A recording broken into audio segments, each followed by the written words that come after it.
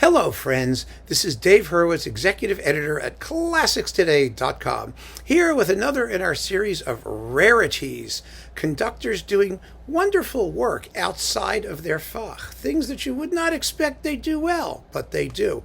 And this is one of the biggest of all of them. I've talked about it quite a bit in my recording career because it really is remarkable. It's the Ottmar Suitner Staatskapelle Dresden Rite of Spring. Boy, was this a shock. A total, complete, and utter shock. I mean, this was recorded. It's on Berlin Classics, by the way. And in this particular, it's been coupled a bunch of different ways. This coupling has Jeu de Cartes with Herbert Kegel, which is also wonderful. That was from 1974.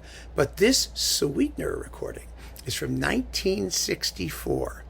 And in 1964, playing the Rite of Spring really well and accurately was not exactly something that you could count on. It was a sometime thing. And it was especially a sometime thing with German orchestras, who were just usually not up to it rhythmically in the way that American orchestras, French orchestras, British orchestras, they could all do it. But the German orchestras could be a little stodgy, especially the East German orchestras. Remember, Karajan did the Rite of Spring, that famous recording that Stravinsky claimed took place at Tempo di Hoochie Coochie. You know, it was completely lightweight and unidiomatic. And this, oh boy, it's a little bit on the slow side. There are moments when you think you might be able to hear the Staatskapelle Dresden counting, maybe a bit. But my God, it is absolutely pinpoint accurate, and more to the point, it is expressively hair-raising.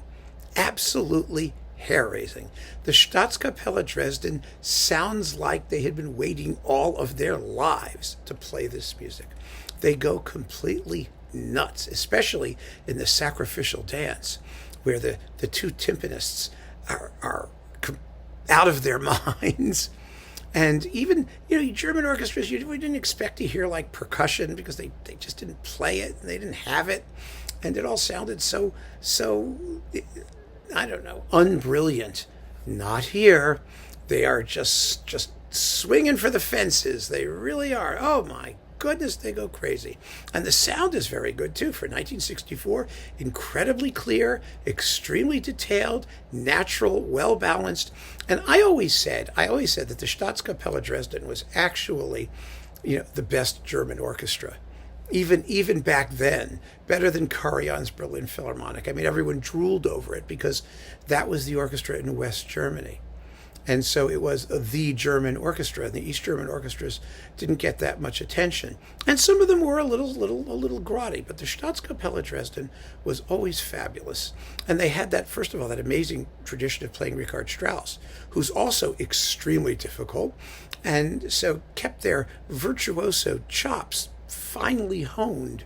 So when Stravinsky came along with his rhythmic hijinks, they were more than ready to take up the challenge. But even more interesting is Ottmar Suitner, because Suitner had a reputation. Well, I remember this wonderful story. My colleague Christophe Huss, who's now at Le Devoir in Montreal, he did an interview with Ottmar Suitner, and I remember him telling me Suitner was so shocked that anybody would want to interview him, that anybody knew who he was, that anybody cared enough to talk to him.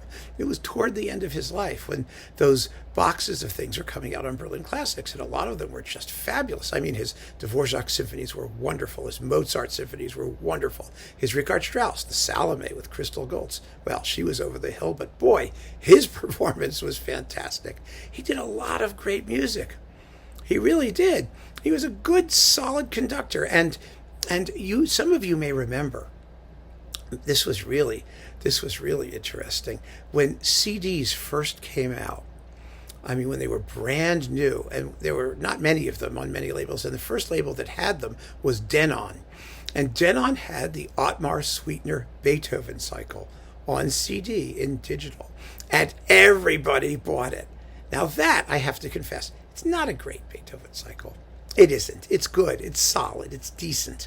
Is it fabulous? No. But it was digital. It was on Denon, and everyone wanted Otmar Suitner's Beethoven.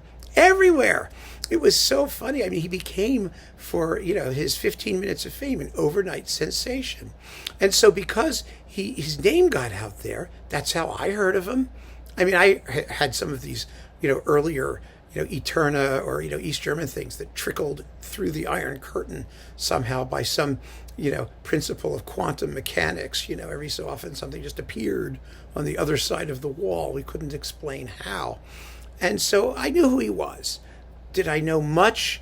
I knew he had really good Mozart. I knew the Beethoven was so-so. I started collecting his stuff when Berlin Classics began releasing it, and I looked at this and said, so this guy did the Rite of Spring. I just got to hear it because I love the Staatskapelle Dresden, and I was really curious, and I put it on, and wow, blew me away.